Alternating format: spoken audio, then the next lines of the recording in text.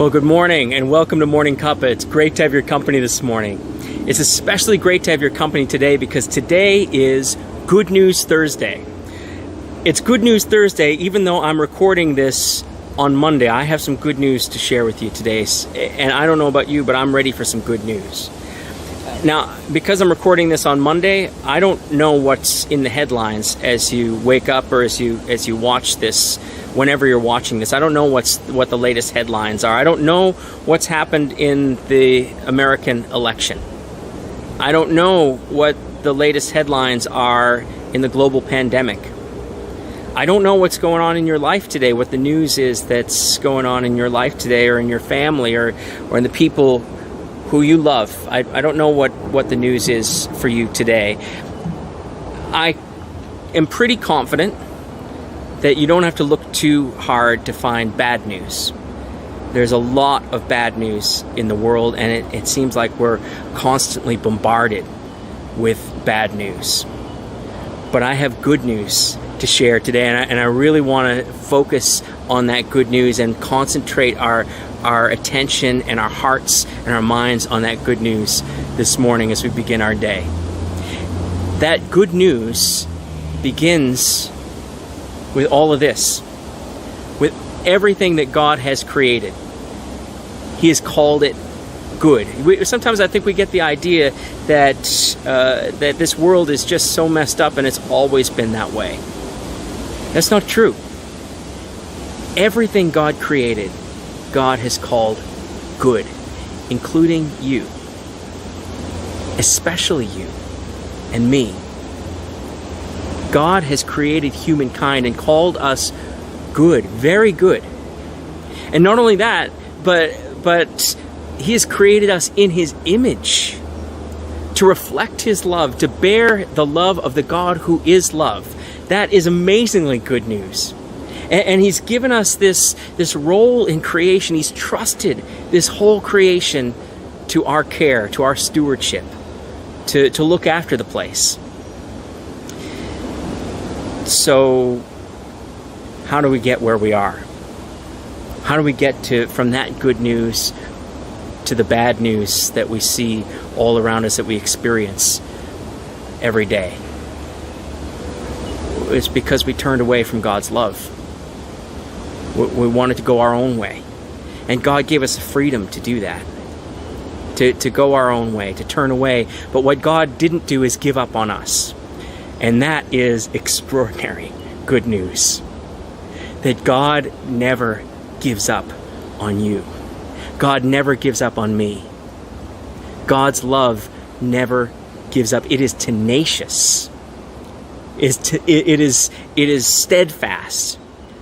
God's love is new every morning. His mercies are new every morning, and they're new this morning, and that is good news.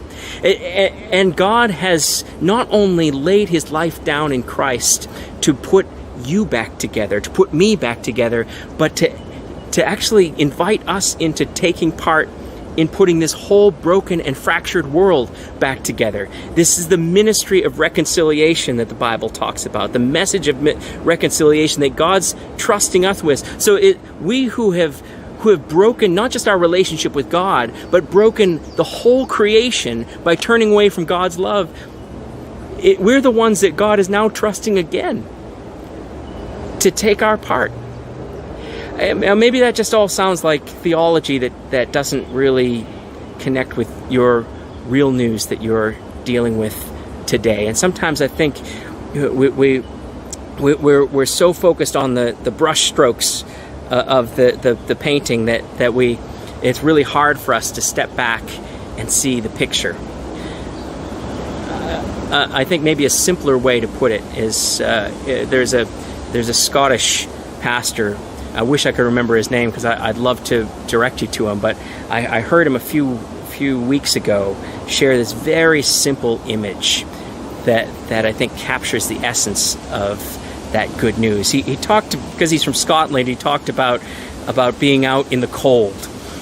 He talked about being out in a cold rain, and he said, we're all out in the cold, in that cold rain, and it's as if we've come up to this beautiful Scottish castle, and we see We see the glow of the warm light inside. We can smell the wood fire. We can hear the music of the celebration. We can smell the feast, the just amazing aromas from the feast drifting out of the castle, but we can't get in. We're out in the cold. We're stuck out in the cold because the castle walls are so high. And not only that, we can't. Not only can we not scale the walls, but there's a great moat, wide and deep, between us and those castle walls. So we can't get in to join in the celebration. But what God does in His love is He makes Himself into a drawbridge in Christ, and this is the message of the cross. He lays Himself down for us to walk across and to come in out of the cold, to join in the celebration that is for us in love, to be welcomed in, to share in the feast, to join in the song, to warm our hands by the fire. And I just think that's such a beautiful, simple image. But the Bible goes further than that. Not only are we welcomed in, but we are entrusted with that same work of reconciliation, to be part of Christ's work of redemption, of putting all that is fractured and broken, putting it back together in this good creation, making all things new. He's given us a role in that. We who broke it in the first place are entrusted with it again. And so as we lay down our lives in trust, in obedience to Him, we become an avenue for people to come in and be welcomed in, to come in out of the cold, to be embraced by the love of God, to be renewed and to be called into His great work of reconciliation. It's amazing. And I've heard it said that it's not so much a wonder that we would have faith in God, but that God has faith in us.